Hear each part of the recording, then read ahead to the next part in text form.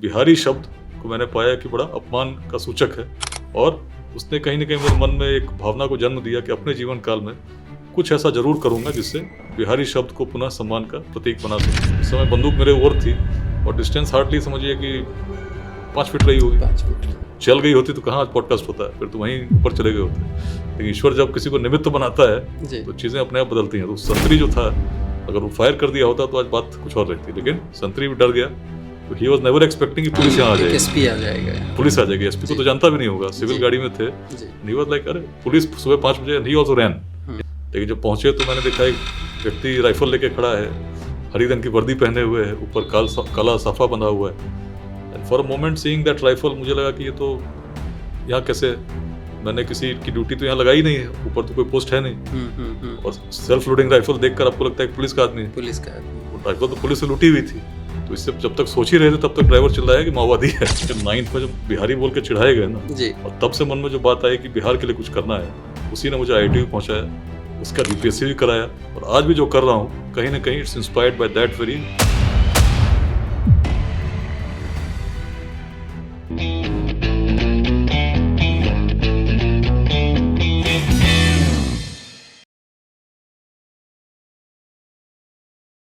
नमस्कार दोस्तों, मेरा नाम नवनीत है और स्वागत है आपका डी कोड विद नवनीत कहानी के पीछे के सच के सेकंड एपिसोड में।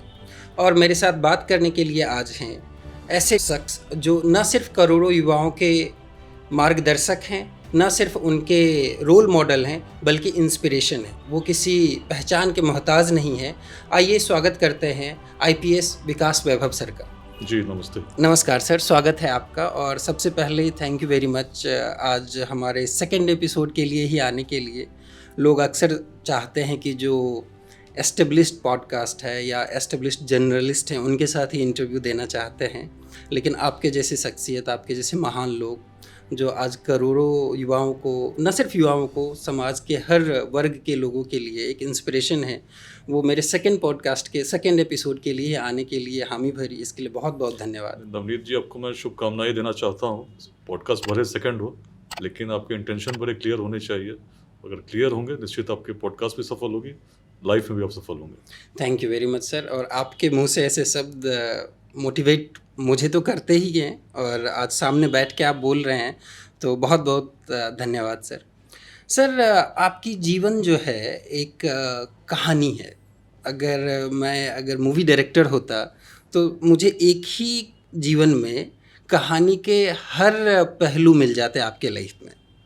तो स्टार्ट हम बचपन से करते हैं, क्योंकि कोई भी पेड़ चाहे कितना भी बड़ा हो, ये डिपेंड उस पे करता है कि उसका जड़ कितनी मजबूत है, उसकी ज़मीनी पकड़ जो है वो कितनी मजबूत है।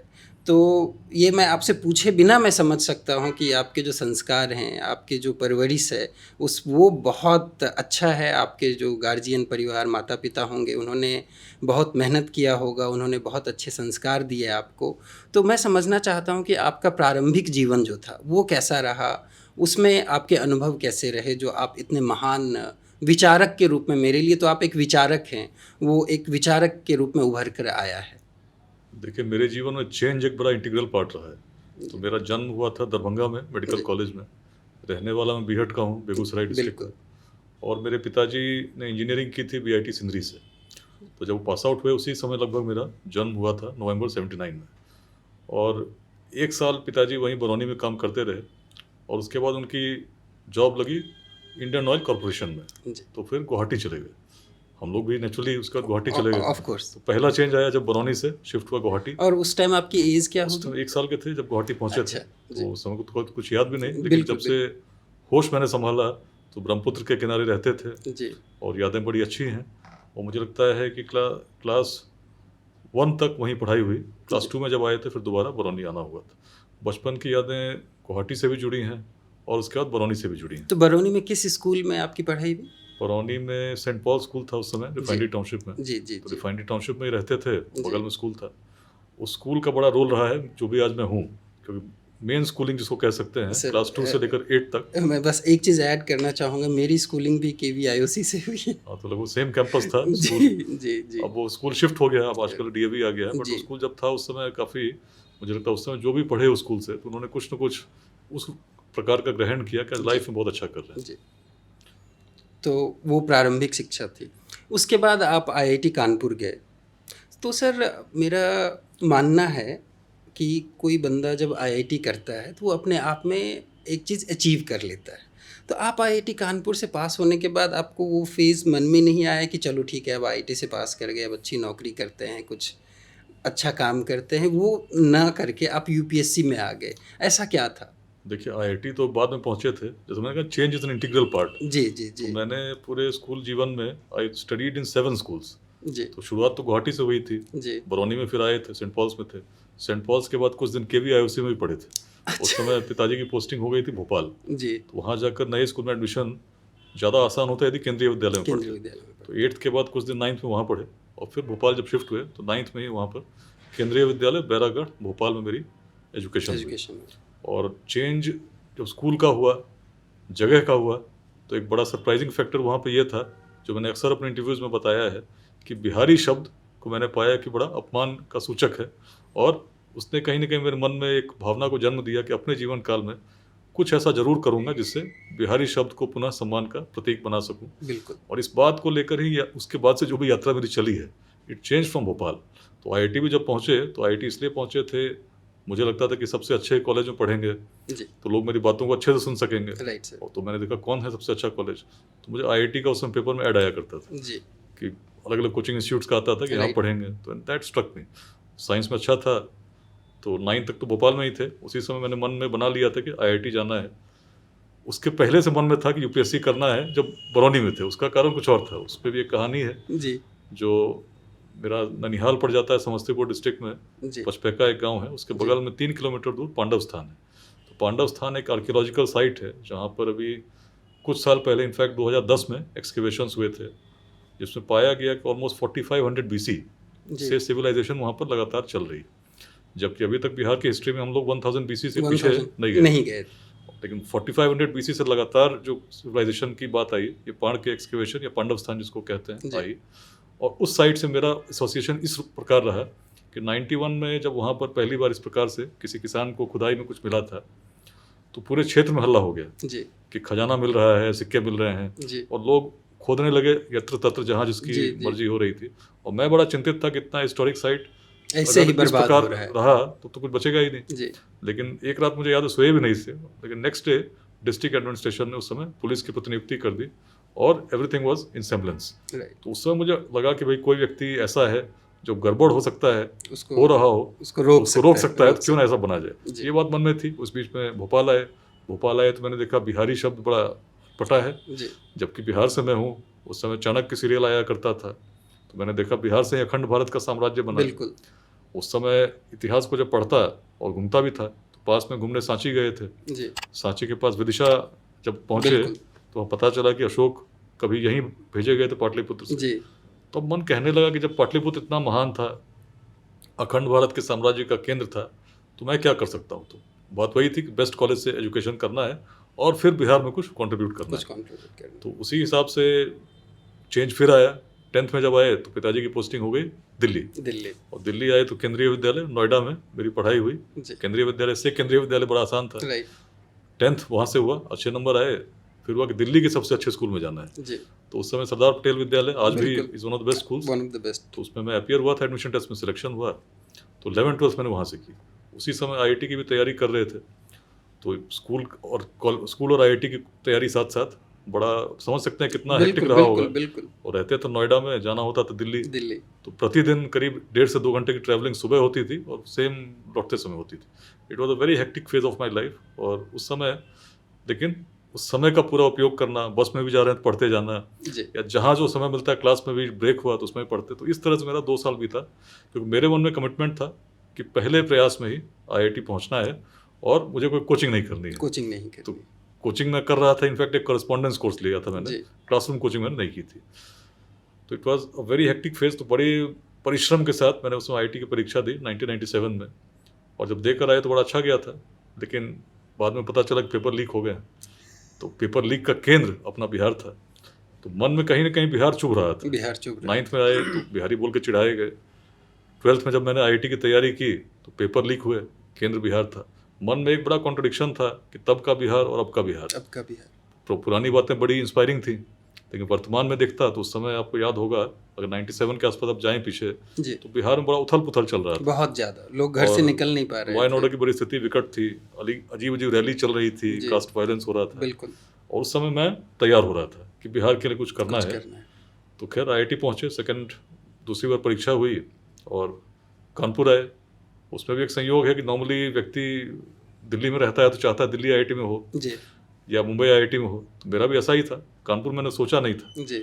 लेकिन जब फॉर्म भर रहा था, कुछ ईश्वरीय संयोग कहिए या क्या कहिए, तो उस समय IIT Kanpur was the best. Right.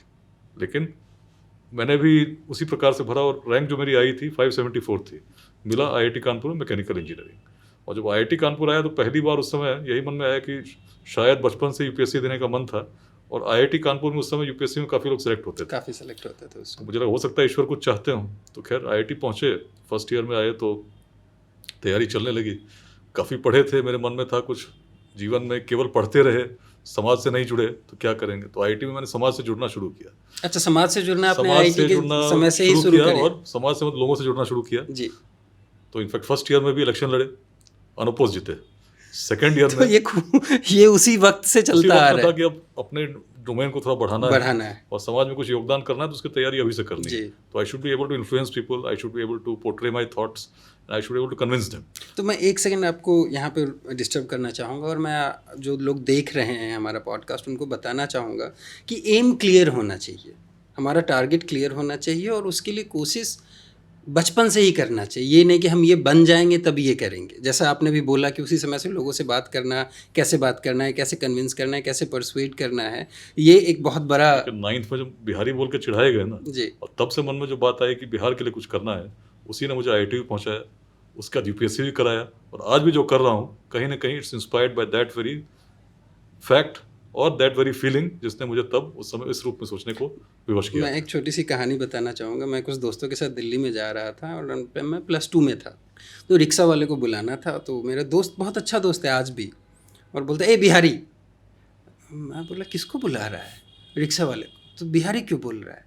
तो बिहारी होते हैं ना वो लोग। मैं बोला मैं भी बिहारी हूँ। अब तू अलग बिहारी है ना। मैं बोला भाई मैं बिहारी मतलब बिहारी, तू ऐसे क्यों? इस चीज़ को सब लोग कहीं ना कहीं फेस करते हैं, कहीं ना कहीं बट इसको आप किस रूप में लेते हैं वो आपके ऊपर है। बिल्कुल। मैंने उसको इस रूप में लिया कि I have this life, I have an opportunity to bring some change. Right sir. उस समय सबसे पहला था कि अभी तो स्टूडेंट हूँ, तो सबसे पहले अच्छे से पढ़ता हूँ, जी। कहीं अच्छे से जाता हूँ। जब IIT पहुँचे तो पहले तो लगा कि समाज से जुड़ते हैं, फिर लगा कि अगर जॉब मेरी अच्छी लगी थी, जर्मनी में भी लगी, एक बड़ी कंपनी में भी लगी, तो लगा अपने लिए जिएंगे, बाहर जाएंगे, घूम के आएंगे, बेगूसराय जाएंगे, और फिर लगेगा चीज़ें बदली नहीं तो मन तो कहेगा तुमने क्या किया। तो of all the options I felt कि civil services is one of the options जिसमें कम एज में आप एक लीडरशिप पोजीशन के साथ समाज में योगदान दे पाते हैं।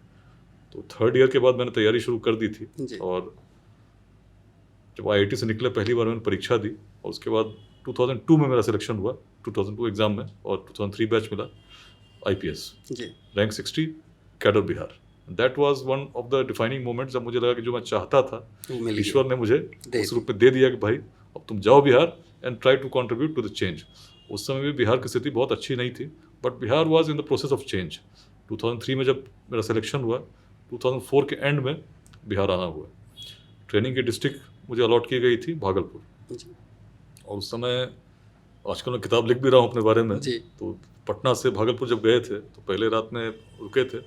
Next day which was my very first day in the field, एक इंसिडेंट हुआ था मुंगेर में, जिसमें तत्कालीन SP लैंडमाइन ब्लास्ट में शहीद हो गए थे। तो पहला आते ही एक IPS को मैं देख रहा हूँ सामने कि he is no more. That was something कि बिहार में काम करना भी है, और चैलेंजेस इतने बड़े हैं कि इवन लाइफ की सेफ्टी पे कभी भी खतरा आ सकता है, लेकिन मन समर्पित था, मन संकल्पित था, करना तो है, समझना होगा चीज़ों को। तो भागलपुर को उस समय मैंने सीखने के एक फील्ड में उपयोग किया। I try to learn every aspect of policing very properly. और उसके बाद जब औरंगाबाद पोस्टिंग मेरी हुई, जो पहली पोस्टिंग थी, तो इलेक्शन कराना था। तो इलेक्शन में नक्सल एरिया में इलेक्शन कराने का जो तकनीक था, उसके हिसाब से मैंने सारा प्रयास किया, और सफलतापूर्वक वहाँ पर इलेक्शन हुए। उसी इलेक्शन में 2005 का इलेक्शन अगर आप याद करेंगे, it was a watershed election in Bihar. उसके पहले तक बहुत सारी कंप्लेंट्स आती थी, बूथ कैप्चरिंग की भी आती थी, लॉलेसनेस की आती थी, but 2005 was one of the elections जिसमें पहली बार फेयर वोटिंग हुई, जी फ्री वोटिंग हुई और मोर और लेस लॉ एंड ऑर्डर पूरा मेंटेन था। पूरा मेंटेन। तो उसमें पहला इलेक्शन औरंगाबाद में था, उसके बाद सेकेंड फेज में इलेक्शन कमीशन ने मुझे डिप्यूट किया था राघोपुर दियारा वैशाली में, थर्ड फेज में मधुबन मोतिहारी में, और फोर्थ फेज में अखिलपुर दियारा दानापुर में। तो ये तीनों जो अलग अलग जगह भेजा गया था, तो उतनी ही चैलेंजिंग पहले से रही थी, सबका कुछ ना कुछ हिस्ट्री था, लेकिन सब जगह अच्छे से जब इलेक्शन करा के वापस औरंगाबाद लौटे, कुछ दिनों के बाद सरकार बदल गई, और जब नई सरकार आई तो औरंगाबाद से आगे दानापुर, दानापुर हार्ट ऑफ पटना, और उस समय दानापुर में भी पुराना इतिहास था क्राइम का। जी लगभग डेली नहीं तो एटलीस्ट हर 2 दिन में एक लूट का केस होता ही था, क्रिमिनल्स बहुत थे और एक दहशत का माहौल था। जी उस दहशत के माहौल में काम करना, और मैं भी बड़ा एक्टिव था उस समय, नया बिल्कुल ट्रेनिंग उस रूप में बिहार में कुछ करना है। तो मुझे याद है कि उस समय दानापुर में, और उसके बाद सिटी एसपी पटना भी रहे, तो उस समय जिसने भी मुझे देखा होगा कभी सिविल कपड़ों में नहीं देखा होगा। सुबह वर्दी पहनते थे और रात के लगभग 11 बजे 12 बजे पता नहीं कब तक जब घर आते थे तभी शायद वर्दी उतरती होगी, क्योंकि दिन भर it was like fire fighting. कभी कोई केस इधर रिपोर्ट हुआ, उधर भागे, इधर आए तो केस सुपरवाइज कर रहे हैं। इस तरह 1 साल मेरे जीवन का, पहले दानापुर में रहे, फिर बाद में पटना के सिटी एसपी बने। सिटी एसपी आज पटना में 3 हैं, उस समय 1 होता था। एक होता था। और क्राइम आज तो बहुत कम है, उस समय crime was on the peak. अब यूँ समझिए कि जैसे महीने में कभी कभी 70 लूट केसेस, 75 लूट केसेस, इस टाइप से पूरे पटना में रिपोर्ट होते थे। और मुझे याद है कि बीच में केसेस कम होने लगे थे, जी जब हम लोगों ने काफ़ी मेहनत की, 55 तक आया, 45 तक आया। और नवंबर में जब मैं था 2006 में, तो मुझे लगा था पटना बड़ा शांत हो गया एक दिन। जी मेरा बर्थडे का दिन था, पहली बार पूरे साल में मुझे लगा घर पर बैठता हूँ, आज आराम करता हूँ। जी और उस दिन 7 केसेस हुए लूट के। जिसने पहली बार सोचे कि पटना शांत हो गया है, तो ये बता रहा उस समय थिंग्स वर इन टर्मोइल, लेकिन चीज़ें बदल भी रही हैं। बदल भी रहे। किडनैपिंग्स पे काफ़ी कार्रवाई हुई। तो किडनैपिंग फॉर रैंसम, शुरू में जब पटना आए थे लगभग कोई ना कोई व्यक्ति गायब रहता था, जी और जब गायब रहता था तो उस समय सिटी एसपी की नींद तो गई, जी क्योंकि मीडिया में लोग हल्ला कर रहे होते थे कि भाई उसको बरामद कीजिए। उसको बरामद। सरकार का प्रेशर रहता था कि इसको जल्दी बरामद कीजिए, कोई कैंडल लाइट डेमोन्स्ट्रेशन निकालता था, but the whole heat was on the city SP of Patna. Right तो घूम के आता था भाई किसी तरह से इस केस को क्रैक कीजिए, जो आदमी किडनैप्ड हो गया उसको नुकसान ना हो और रैंसम भी ना देना पड़े। It was a big challenge, but we solve many cases. ये सब चल रहा था लगभग एक समझ तरह से कहिए कि फायर फाइटिंग। रोज सुबह उठे, भाग रहे हैं, केसेस को खोज रहे हैं, क्रिमिनल्स को पकड़ रहे हैं। तो उस ला दौर रहे हैं। में मेंटली कैसे अपने आप को काम रखना? देखिए, मैं बचपन से था ना कि बिहार में बदलाव लाना है, जी तो I was also enjoying the process. मुझे लगता था I am contributing to the change. Right sir. Patna बदल रहा है क्योंकि मैं मेहनत कर रहा हूँ, जी और one could see the results for himself. Right एक बड़ा केसेस की पेंडेंसी का ड्राइव चला पटना में। जब मैंने ज्वाइन किया था एज सिटी एसपी, तो 12,000 केस थे, जी और लगभग 9 महीने में रहा, और 9 महीने में cases came down to 7,000 pending. तो इट वाज एन एफर्ट जो दिन रात कर रहे थे, बट एक मन में सेटिस्फैक्शन था कि मैं कर रहा हूँ। पटना में उस समय थानों में कंप्यूटर नहीं हुआ करते थे, जी तो आई ट्राइड कि कंप्यूटर्स का उपयोग लोग करने लगे, और जो केसेस हैं कुछ केसेस में हम लोग इतनी पारदर्शिता लाएं कि करप्शन का स्कोप खत्म हो जाए। राइट तो इस प्रकार से बहुत छोटे छोटे प्रयोग करने में अच्छा भी लगता था, और मैं कर रहा था। उसी समय सिटी एसपी पटना जब था, तो मुझे याद है 1 दिसंबर की रात 2006 में, एक ऐसी रात थी जहाँ एक फ़ोन आया डीजीपी साहब का। उन्होंने कहा, विकास अब तुम बगहा के नए एसपी हो। आई वाज लाइक, ये क्या बोल गए? अभी तक तो पटना में ही थे 1 साल से, और पटना में काम भी कर रहे थे। अचानक कहा गया बगहा। वो बगहा पता नहीं, मेरे दिमाग में बहुत दूर एक कोई जगह थी जो नेपाल के बॉर्डर पर था, जी जहाँ मुझे जाना होगा इसका तो अनुमान भी नहीं था। और कहा गया कि अभी जाना है। जी वहाँ पर क्राइसिस हो गई है, 4 किसानों की हत्या हो गई है, और लोगों ने प्रोटेस्ट किया है, पुलिस फायरिंग हुई है, कोई मारे गए हैं, और आपको रात में ही जाके चार्ज देना है। मैं तो जानता भी नहीं था बगहा कहाँ है, जी। लेकिन घर में उस समय वाइफ भी just she was in the family way, तुरंत पता चला था। उनको मैंने बताया कि भाई ऐसे ऐसे बगहा जाना, रात में जाना है, अकेले ही जाना है। अकेले जा- तो she was also in the shock कि भाई ये क्या हुआ, अचानक सब कुछ सेटल था और अब तुम बगहा जाने वाले हो। मैंने कहा जाना तो है, आदेश हुआ जाएंगे। बिल्कुल। तो 2 घंटे में, रात के 1 बजे के आसपास, पटना में भी किसी ने एक्सपेक्ट नहीं किया था। वायरलेस पे मैंने सबको खबर किया कि भाई मैं जा रहा हूँ, सभी को मैं अलविदा कहता हूँ, शुभकामनाएं देता हूँ, और बहुत अच्छा लगा आप लोगों के साथ काम करके। और जो भी वायरलेस सुन रहा था, एवरीवन शॉक्ड कि ये क्या हुआ। सिटी ये एसपी थे, डेली भाग रहे थे, दौड़ रहे थे, अचानक जा रहे हैं। तो खैर रात में यात्रा हुई, जाना था मुजफ्फरपुर से मोतिहारी की ओर। गाड़ी का ड्राइवर भी था पटना का ही, पटना से बाहर जा गया ही नहीं था, जी वो चल पड़ा सीतामढ़ी की ओर। तो इन the night which was a cold night. उस समय जीपीएस भी इस तरह प्रकार से फोन्स में तो रहते नहीं थे, तो पूछते पूछते रात में कोई मिलता भी नहीं था, ठंडी रात में फॉग भी था।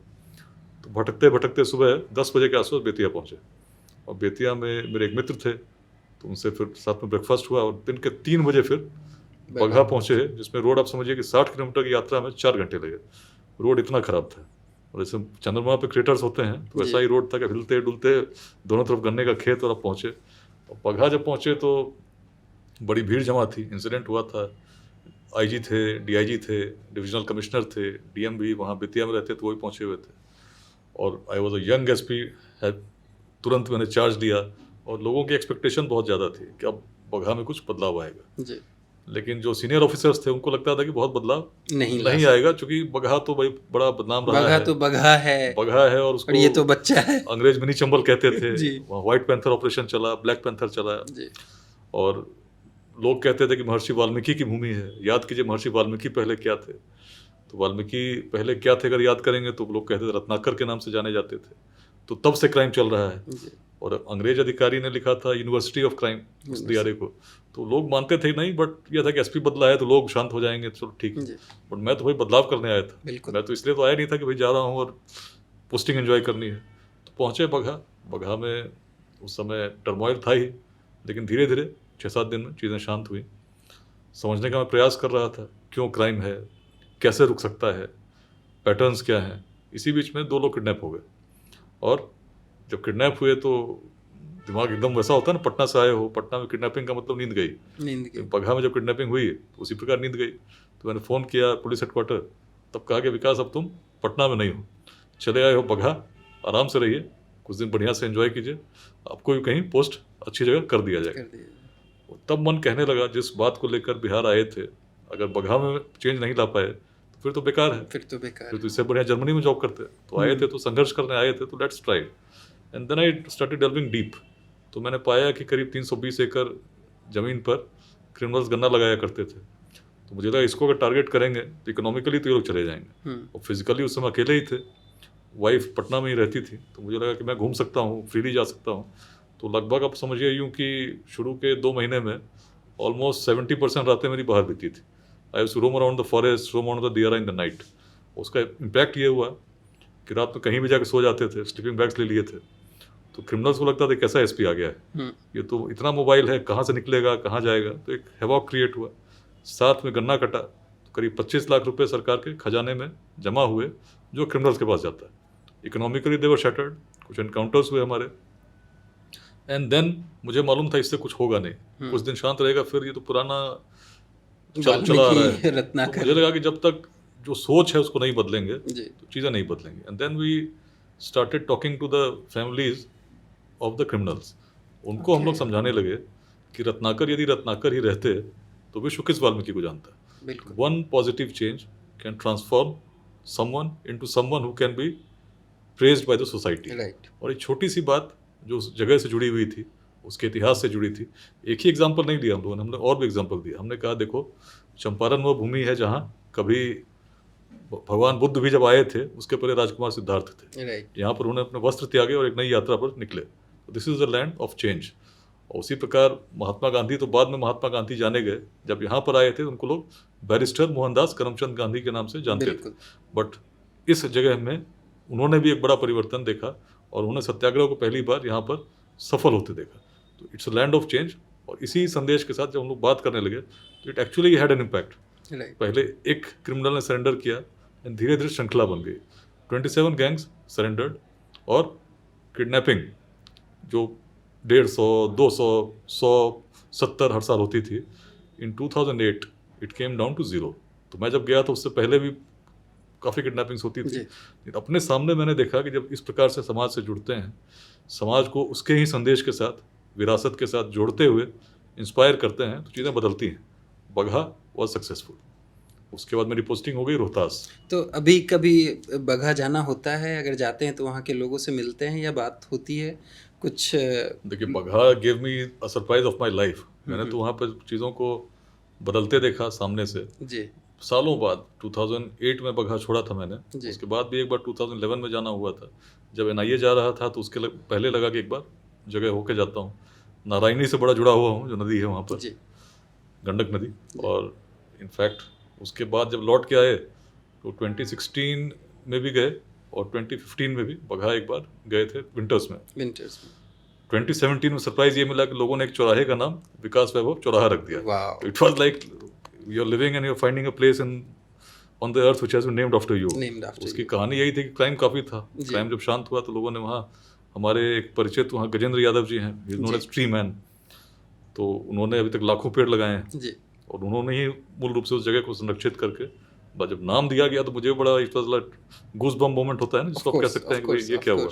मैंने वहाँ एक पेड़ लगाया था उस समय जब लोग उस सोचते भी नहीं थे कि यहाँ कुछ हो सकता है, and that place has transformed now. तो this was one surprise for me जो उस समय आया, एंड आई रियली रिस्पेक्टेड कि भाई देखो ये भी हो सकता है, अच्छे काम की इज्जत, समथिंग वी नेवर एक्सपेक्ट कि ऐसा भी हो सकता है, वो हुआ। तो खैर रोहतास जब गए थे, रोहतास की स्थिति भी कुछ वैसी ही थी, बल्कि और विकट थी। बगहा भी जंगल था, दियारा था, रोहतास पे पहाड़ बड़ा ऊपर था, इट वाज अ प्लेट्यू, और 1500 फीट की ऊंचाई पर 2 किले थे, रोहतासगढ़, शेरगढ़, पूरा टेरेन फॉरेस्टेड, और उसका उपयोग करते थे उग्रवादी। पहले क्रिमिनल्स रहा करते थे, 90s के बाद फिर नक्सल्स आ गए, और Naxals were using the place due to its geographical advantage as a training camp. तो ट्रेनिंग के लिए छत्तीसगढ़ तक से लोग आते थे, झारखंड से आते थे, तो बड़ा सेफ था, और ऊपर पुलिस का कोई पोस्ट भी नहीं था, न वायरलेस काम करता था, न फ़ोन काम करता था, सैटेलाइट फ़ोन हमारे पास था नहीं।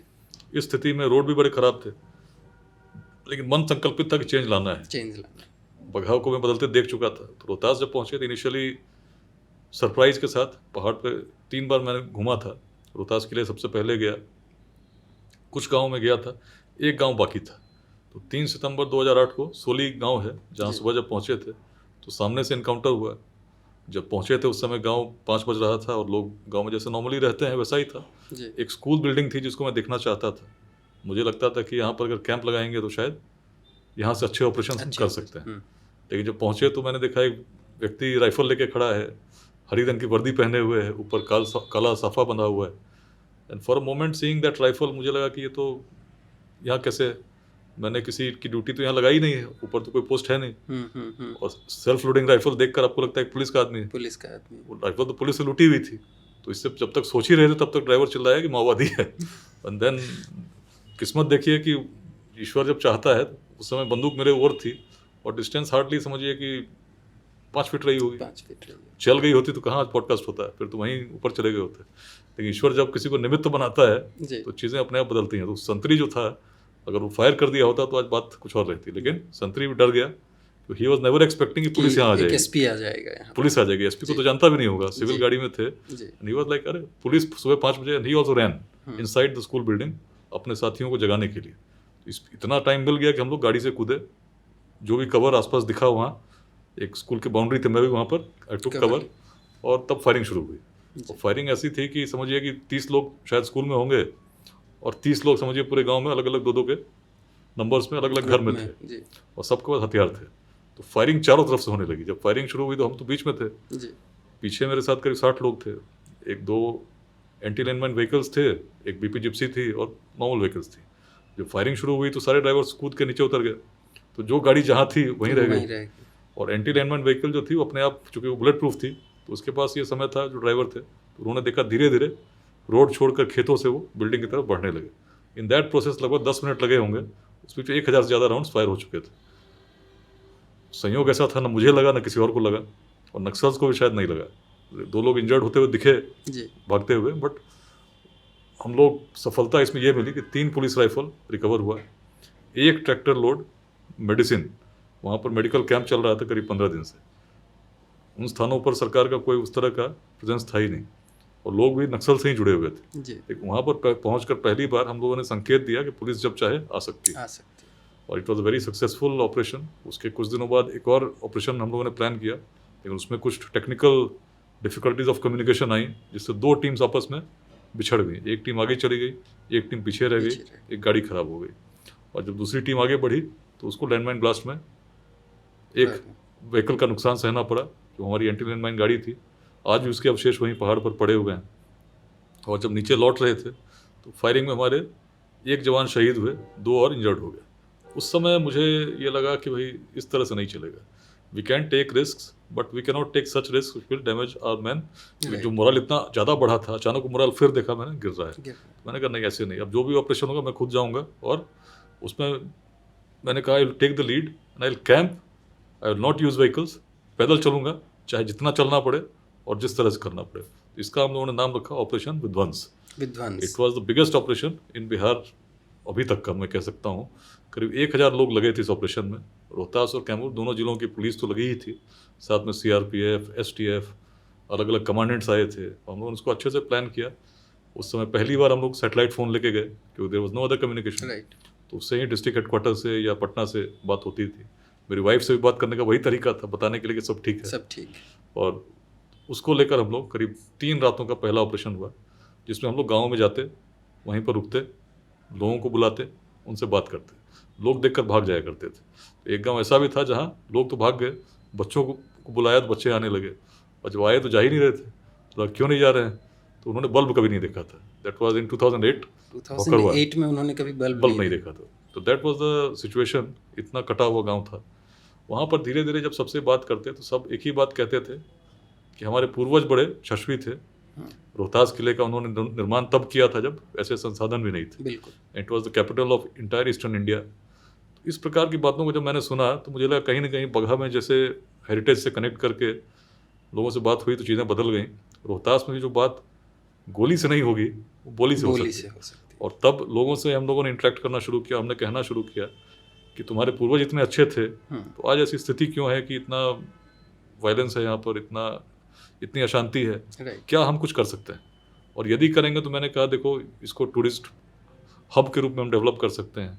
एन.ए. अकबरी में 200 झरनों की बात कही गई है और आज भी इतने झरने हैं, इतने सुंदर हैं, रमणीक हैं, लेकिन कोई देखने वाला नहीं है।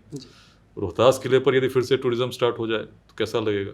तो ये बातें जब कर रहे थे हम लोगों ने एक अभियान चलाया, सोन महोत्सव। इसमें गाँव से लोगों को बुलाते, उनको कंबल बांटते थे, उनके लिए मेडिकल कैंप्स लगाते थे, स्पोर्ट्स किट्स देते थे, और इसको आगे बढ़ाते हुए हम लोगों ने बच्चों के लिए टूरिस्ट गाइड की ट्रेनिंग देनी शुरू कर दी। हमने कहा तुम्हारा क्षेत्र आगे जाकर टूरिज्म का हब बनेगा। उस समय जो भी सुनता इसको हंसता था कि भाई जहाँ पे नक्सल का डर है। 2002 में डीएसपी शहीद हुए, डीएफओ शहीद हुए, 2006 में डीएसपी शहीद हुए। उस क्षेत्र में ये व्यक्ति बात कर रहा है टूरिज्म की। तो मैंने कहा तुम आज की सोचते हो, मैं 25 साल बाद की सोचता हूँ। एंड देखना निश्चित रूप से क्षेत्र बदलेगा। और लोगों को और कनेक्ट करने के लिए 26 जनवरी 2009 पहली बार हम लोगों ने रोहतास किले पर तिरंगा लहराया। उसके पहले तक काले झंडे लहराए जाते थे, to give a very strong message कि अब चीज़ें बदली हैं, बदल रही है और बदलेंगी। लोगों का सहयोग भी मिला और पहली बार तिरंगा बड़े शान से लहराया। It was historic moment for the entire fort. और चीज़ें जब आगे बढ़ने लगी तो संघर्ष भी हुआ।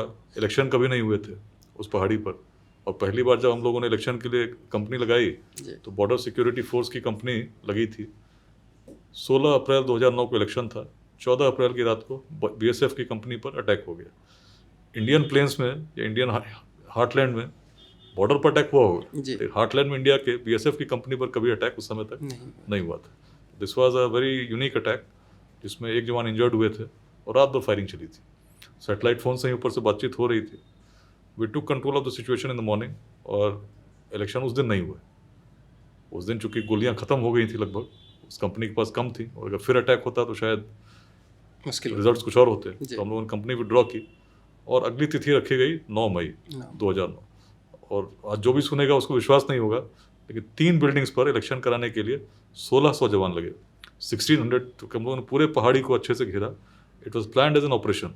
उनको पता था कि पुलिस आएगी, 9 तारीख को आएगी, इलेक्शन कराएगी। वो भी अपनी तैयारी में थे। हम लोगों ने भी 8 तारीख से सुबह सुबह जिस रूट से वो सोच रहे थे कि हम जाएंगे, उससे नहीं गए, नया रूट लिया। 3 जगह से पुलिस चढ़ी और एक जगह से जब ऊपर पहुंच गई तब हम लोगों ने धीरे धीरे चढ़ना शुरू किया। And it was planned in a way कि इलेक्शन खत्म होगा तो हेलीकॉप्टर से ही ईवीएम भी जाएंगे और पुलिस पार्टीज रिट्रीट करेंगे। शाम के 6:45 बजे सारे फोर्सेज अपने कैंप्स में जब पहुंचे तब मुझे लगा कि अपने जीवन का मैंने सबसे बड़ा काम कर दिया है। I conducted elections in an area जहाँ पे इसकी संभावना ही नहीं थी। और उसके बाद से real change started coming. Tourist guide बने, लोगों की बात होने लगी और लोग नक्सल्स का विरोध करने लगे, और विरोध इस स्तर तक करने लगे कि नक्सल्स को भी बाध्य होना पड़ा और बाद में जाकर उन्होंने भी सरेंडर कर दिया। Rohtas has changed. तो ये जैसे सबसे बड़ा तो इसमें अचीवमेंट क्या थी जब लोगों ने आपको एक्सेप्ट किया या लोगों ने चीज़ों को एक्सेप्ट किया, वो सबसे बड़ा ये अच्छा था, या जब उन्होंने सरेंडर किया क्या? सरेंडर तो उसका क्लाइमैक्स था, होता है ना, Climax. लास्ट में जाके हुआ, बट जी। जो पूरा प्रोसेस था, धीरे धीरे हम लोग कनेक्ट होते गए लोगों से। जी और मैंने उस समय यही देखा कि बड़े से बड़ी समस्या हो, यदि लोगों से जुड़ते हैं, शुद्ध मन से जुड़ते हैं, शुद्ध भाव से जुड़ते हैं, ईमानदारी से जुड़ते हैं और बात करते हैं, चीज़ें बदल जाती हैं। और heritage has a big message, it can connect minds together. तो इसी बात को लेकर आगे एनआईए में भी रहे, जी लौट के फिर पटना आए, अलग अलग पोस्टिंग्स पर रहे। लेकिन मेरे मन में जो भाव बचपन से था कि बिहार के लिए कुछ करना है। जब भागलपुर में डीआईजी थे, उस समय स्कूल्स में, कॉलेजेस में जाकर बिहार के इतिहास के बारे में लोगों को मैंने बताना शुरू किया, और उसका रिस्पॉन्स बड़ा अच्छा आता था। जी सोशल मीडिया पर भी मैंने हिस्ट्री के ब्लॉग शेयर करने शुरू किए 2013 से, ताकि हमारे यूथ जान सकें कि हमारी हिस्ट्री कैसी है। और 2021 में जब मेरी पोस्टिंग हुई स्पेशल सेक्रेटरी होम, जी तो पहली बार किसी नॉन पुलिस पोस्ट में था। एग्जैक्टली। तो मुझे लगा भाई यहाँ पे जब सीधे पुलिस डिपार्टमेंट नहीं हूँ तो मैं कैसे कंट्रीब्यूट करूँ, भगवान क्या चाहते हैं। तो मुझे दिखा कि अभी तक पुलिस में थे तो सैटरडे संडे को मुझे काम करना पड़ता था। जी तो police man is always on duty, but home department में जब आ गया हूँ तो सैटरडे संडे ऑफ है, राइट। सरकारी सचिवालय बंद हो जाता है। इसमें I can find time with permission कि मैं जाके कुछ लोगों को इंस्पायर कर सकूँ। और मुझे तब ये लगा कि अगर इसको मैं थोड़ा इस रूप में करूँ कि लोगों को, अच्छे लोगों को एक साथ जोड़ूँ, जी तो केवल मैं ही अकेला ना करता रहूँ, people who connect together can also spread that message. तो why not we form chapters. Right. तो तब लेट्स इंस्पायर बिहार, इस कैंपेन का हम लोगों ने इस रूप में एक अपील के साथ शुरू किया कि जो लोग बिहार के लिए कुछ देना चाहते हैं, जाति, संप्रदाय, लिंग भेद, विचारधाराओं के मतभेद से ऊपर सोच के बिहार को अच्छा देखना चाहते हैं, तो let's connect together.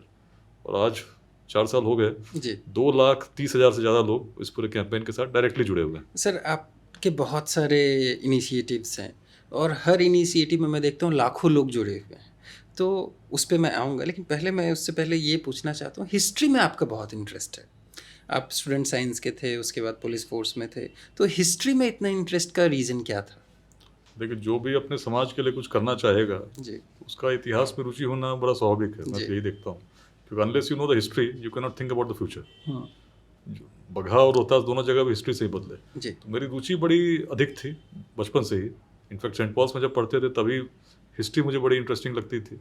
Chanakya serial देखना, जी। उस समय डिस्कवरी ऑफ इंडिया सीरियल आता था, अलग अलग सीरियल्स आते थे, जी महाभारत भी आता था, रामायण भी आता था, बिल्कुल। थिंग्स ऑफ द पास्ट अभी भी मुझे अच्छी लगती है, उस समय भी अच्छी लगती थी। और 10th के बाद मैं लेना चाहता था history along with sciences, but उस समय सीबीएसई या आईसीएसई किसी बोर्ड में ये संभावना थी नहीं। अभी भी शायद अब शायद आ गई अब है, शायद आ गई। अब शायद आप ले सकते हैं, बट उस समय नहीं थी। तो मैंने रखा let history remain a passion for me and I will continue it life long. Right. तो हिस्ट्री आज भी मेरे घर में आई हैव 5,000 बुक्स, जो हिस्ट्री की Wow. बुक्स हैं, आर्कियोलॉजी की बुक्स हैं, वैदिक टेक्स्ट हैं, सारी चीज़ें मेरे पास हैं। और जी। मैं उसको एक शौक की तरह या कहें हॉबी की तरह उसको पूरे डेडिकेशन के साथ करता रहा हूँ।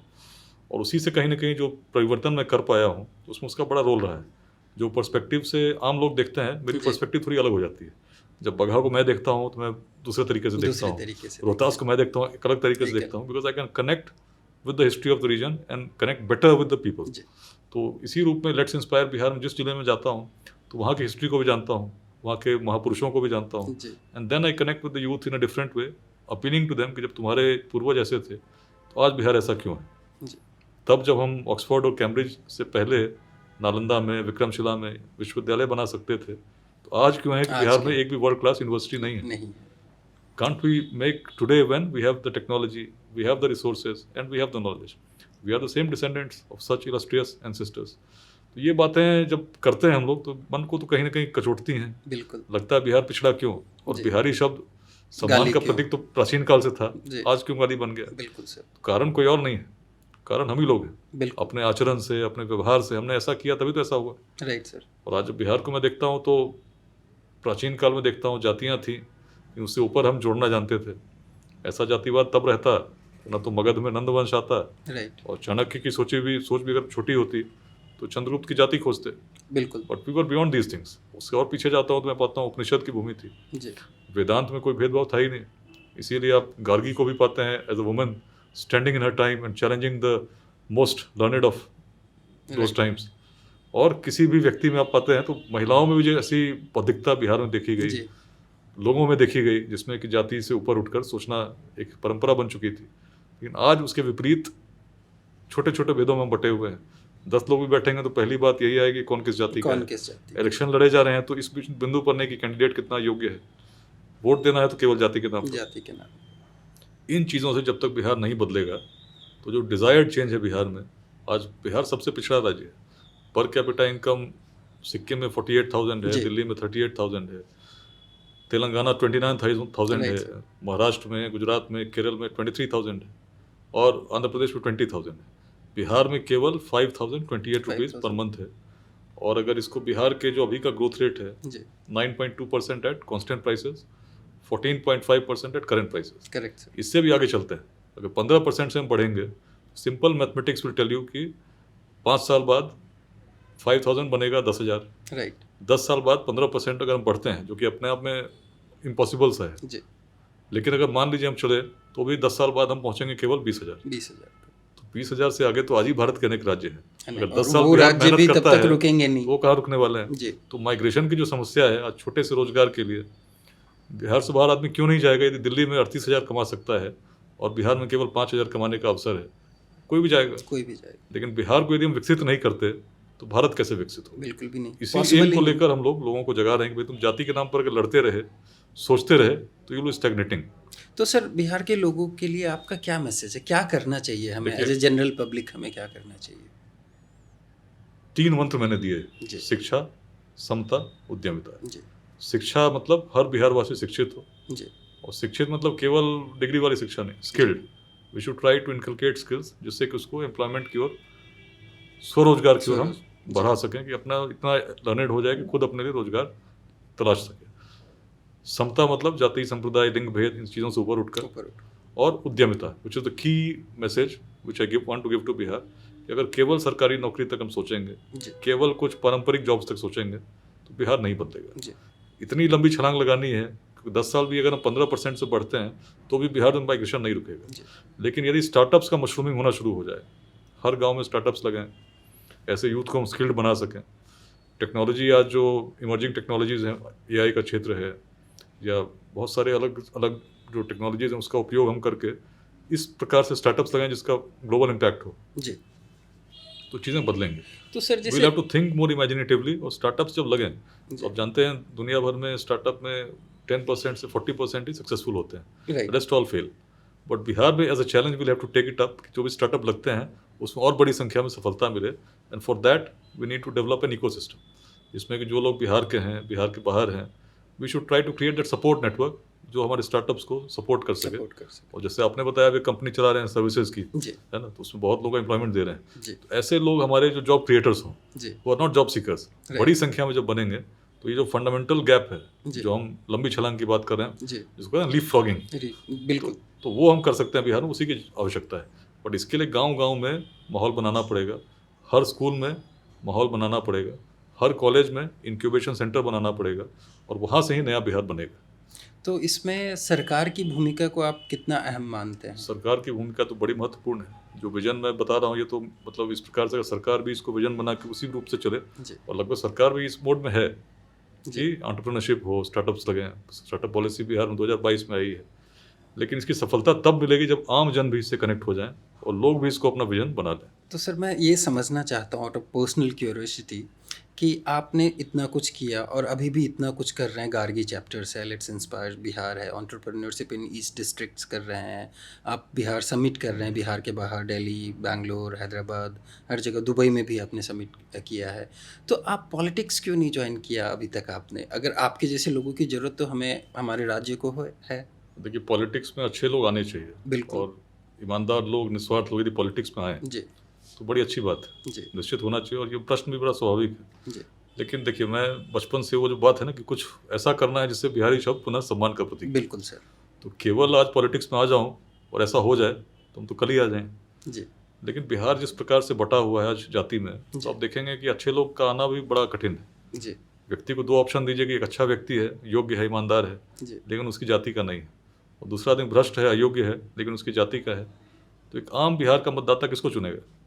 जाति का। जाति का। तो भाई बिल्कुल। सीधी सी बात है, ऐसे में पॉलिटिक्स में आके आप वो चेंज कर ही नहीं पाएंगे जो तब कर पाएंगे यदि समाज बदला हुआ। जी तो पहला priority should be social change. Social तो चेंज। मुझे लगता है कि समाज जब बदलेगा तो पॉलिटिक्स अपने आप चेंज हो जाएगी। और समाज को बदलने के लिए कोई सिग्मा ग्रह से कोई मैसेज लाने की जरूरत नहीं है। जी बिहार का अपना पास्ट, बिहार का अपना हेरिटेज, जिसमें जातियां थीं, जी जातिवाद नहीं था, राइट सोच अलग थी। तभी तो हम अखंड भारत के साम्राज्य को अलग अलग डाइवर्सिटी के लोगों को जोड़कर बना सके। वैसी सोच के साथ आज भी बिहार को बना सकते हैं, बट इसके लिए यूथ को हमको कनेक्ट करना होगा। और ये बिहार में यूथ पॉपुलेशन सबसे अधिक है। Right sir out of 14 crore और 9 crore are less than 30। Right sir तो इसको यदि हम इन्फ्लुएंस कर सके तो आने वाला भविष्य तो यही है। तो मैं इसी प्रयास में लगा हूँ।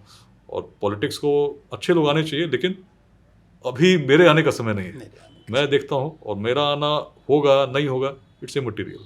अपने जीवन काल में बिहार को बदलते देखना चाहता हूँ, इसीलिए मैं प्रयास कर रहा हूँ। तो जो आपका 2047 का विज़न है, जो एक डेवलप्ड बिहार का, उसके बारे में आपको क्या लगता है, अचीवेबल है या फिर दूर का सपना? देखिए, अभी जिस टारगेट को लेकर मैं चल रहा हूँ ये है कि 2028 तक बिहार के हर पंचायत में लेट्स इंस्पायर बिहार के चैप्टर्स बन जाएं। जी ठीक हाँ, है ना? ये तो तो ये मेरा प्रयास है कि अच्छे लोग जुड़ें, कुछ प्रयास अपने से करें।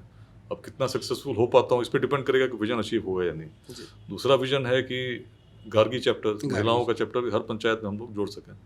तीसरा विजन है कि एंटरप्रेन्योरशिप के हिसाब से 5 स्टार्टअप हर जिले में ऐसे लग जाएं 2028 तक, जिसमें जी 100 लोगों को रोजगार मिलता हो। यदि इनमें हम सफल हो गए जी तो निश्चित सफल होंगे। लेकिन इसके लिए ही प्रयास मैं कर रहा हूँ, और इसीलिए लगभग हर सैटरडे संडे जो परिवार के साथ दे सकता था, पिछले 4 साल से पूरे बिहार में घूमता रहा हूँ। न केवल बिहार, पूरे देश भर में, देश में, देश के और आज बाहर भी 17 देशों में लोग भी जुड़े हैं जो हमारे जी। कैंपेन के साथ जुड़कर कुछ ना कुछ कंट्रीब्यूट कर रहे हैं। तो एक बड़ा प्रयास है, एक इस प्रकार से एक त्याग है जी। अपने अभी वर्तमान का, ताकि भविष्य अच्छा हो। बिहार की राजनीति के बारे में आपको क्या लगता है? नहीं, मैं देखता हूँ तो बड़ा निराश होता हूँ, मुझे अच्छा नहीं लगता। जो मैं देखता हूँ, जो आम मतदाता की मैंने बात की, जी जाति से ऊपर जब तक बिहार की राजनीति नहीं उठेगी जी तो बहुत बड़ा परिवर्तन हम नहीं ला सकते। लेकिन उसके लिए समाज को हमको तैयार करना होगा। आज जो स्थिति देखता हूँ, पार्टी जो भी हो, जी चूँकि समाज खंड खंड में बटा हुआ है, तो जो नई हैं पुरानी हैं सभी पार्टियों की विवशता है जी कि इन्हीं खंडों के और समीकरणों के आधार पर उनको पॉलिटिक्स करनी है। वो ऐसा ही चलता रहा तो क्या बदलेगा? तो फिर तो 10 साल में जो स्थिति है वो तो मैंने बताई है आपको, पलायन जी। रुकेगा ही नहीं। जी और यदि ऐसा ही चलता रहा 2047 तो क्या 2147 में भी ऐसी पॉलिटिक्स के साथ तो हम नहीं बदल पाएंगे। विकासोन्मुखी राजनीति होनी चाहिए, जाति संप्रदाय भेदों से ऊपर उठकर। और बिहार ने देश को दिशा दी है प्राचीन काल से। जी आज भी पॉलिटिक्स के टोन यदि बिहार सेट करे उस प्राचीन दृष्टि के हिसाब से जो कभी हमारे पूर्वज जी जिसको लेकर चल रहे थे, निश्चित देश भर की राजनीति बदलेगी। तो we have to think of politics of pure development. हर बिहारवासी, चाहे किसी जाति का हो, किसी संप्रदाय का हो, उसका per capita income national average से कम ना हो, और उसी के लिए हमको प्रयास करना होगा। मेरी एचआर सर्विसेज की कंपनी है जहाँ पे मेरे पास बहुत सारे लोग हैं जो अलग अलग जगहों पे काम करते हैं, और वहाँ पे माइग्रेंट वर्कफोर्स की बहुत डिमांड होती है। और बिहार से बहुत सारे बच्चे हमारे 18 प्लस, जो 18 to 23, 24, 25 के बच्चे होते हैं, वो जाते हैं। और बहुत कम पैसे, मतलब 15,000, 20,000, जो मिनिमम वेजेस है 25,000 पे काम करते हैं। और उनको उस उम्र में ही घर के बाहर रह के काम करना पड़ता है, जो मुझे कोई बहुत अच्छा नहीं लगता है। तो स्थिति जो है वो दर्द देती है, वो पीड़ा देती है। और उसके लिए आपका बहुत बहुत धन्यवाद कि आप एक मुहिम चला रहे हैं, आप एक कोशिश कर रहे हैं कि ये चीज़ें ख़त्म हों। एक और सवाल है मेरे मन में, आपके सपनों का बिहार के बारे में आप क्या बोलेंगे? सपनों का बिहार मेरा होगा लैंड ऑफ नॉलेज। जैसे पहले ज़माने में लोग दूर दूर से पढ़ने पूरी आते दुनिया थे, से पढ़ने आते मैं थे। उसी रूप में देखता हूँ। बड़ा विश्वविद्यालय हो जहाँ लोग पढ़ने आना चाहते हो। बेगूसराय में मैं देखता हूँ राष्ट्रकवि दिनकर उद्यमिता विश्वविद्यालय हो, जी। Dinkar university of entrepreneurship. और राइट बेगूसराय आज बिहार का औद्योगिक केंद्र जी। है। उस रूप में स्टार्टअप्स के लिए सबसे अधिक मशरूमिंग वहीं से मैं शुरू होते देखना चाहता हूँ। और मुझे लगता है कि ऐसा हो सकता है अगर एक यूनिवर्सिटी वहाँ पर इस्टेब्लिश हो। जी उसी प्रकार से हर डिस्ट्रिक्ट की अपनी स्पेशलिटी है, उसके हिसाब से अलग अलग यूनिवर्सिटीज़ हमारी उस रूप में जो किसी एक आइडिया को लेकर चल रही हों उस रूप में लेकर चलें। विक्रमशिला की अलग है, नालंदा यूनिवर्सिटी अब स्थापित हो गई है। तो हर डिस्ट्रिक्ट में एक नॉलेज सेंटर उस रूप में डेवलप हो जो हमारे यंग माइंड्स को मेंटोर करे, नर्चर करे और उनको आने वाले समय के लिए तैयार करे। सर, आज तक आपने जितना भी काम किया सब में सफलता हासिल की, तो आई एम श्योर कि इन चीज़ों में भी जो भी आपका सपना है, जिस चीज़ पे भी आप मेहनत कर रहे हैं, उसमें डेफिनेटली सफल होंगे। और उसमें सिर्फ आप ही सफल नहीं होंगे, आपके बहाने पूरा बिहारी समाज या पूरा बिहार सफल होगा। देखिए, हर बिहारवासी चाहता है कि बिहार बदले। जी आप कुछ नाम भी ले रहे, सब लोग चाहते हैं, जी लेकिन कैसे बदलेगा ये बड़ा एक क्वेश्चन मार्क है ये ना। एक बड़ा तो मेरे पास इसका सोल्यूशन यही है कि भाई हर आदमी को बदलना होगा, हर आदमी को हर आदमी के विजन को चेंज करना होगा, और उसके लिए कहीं और से हमको संदेश लेने की जरूरत आवश्यकता नहीं। अपने ही हिस्ट्री में जाके देखिए तो आपको एग्जांपल्स मिल जाएंगे हमारी सोच कैसी थी, जी। वैसे ही सोच को लाने की आवश्यकता है। और revolution of entrepreneurship, this is the solution. Startups, businesses जितनी बड़ी संख्या में हमारे यूथ लगा सकेंगे, उसके लिए उनको हम ट्रेन कर सकेंगे, तो एजुकेशन एंड एंटरप्रेन्योरशिप दो की फैक्टर्स हैं, और समाज को जोड़ना एक महत्वपूर्ण संदेश है। सर, आपके इतने सारे इनिशिएटिव्स हैं, उसमें सबसे फेवरेट आपका सबसे दिल के करीब कौन सा है? देखिए मुझे मतलब हिस्ट्री से तो मैं बहुत ज़्यादा कनेक्टेड हूँ, जी तो जब भी मुझे लगता है कि हिस्ट्री से कुछ चीज़ें निकलें और उससे चेंज वर्तमान में आ जाए, जी तो मुझे बड़ा अच्छा लगता है। दो बातें तो मैंने बता दी, पगहा चेंज हुआ, जी। रोहतास चेंज हुआ, अब बिहार को बदलते देखना चाहता हूँ। इसी प्रयास पर लगा हूँ, ईश्वर चाहेंगे तो सफलता भी मिलेगी। ठीक है सर, बहुत बहुत धन्यवाद आपका हमारे जी। शो पे आने के लिए। और मैं आपको बहुत शुभकामना देना चाहूँगा, और कि आपके बहाने बिहार का विकास हो, बिहार का भला हो, और हम बिहारियों की जीवन शैली बदले। Thank you Navneet ji. Thank you very much.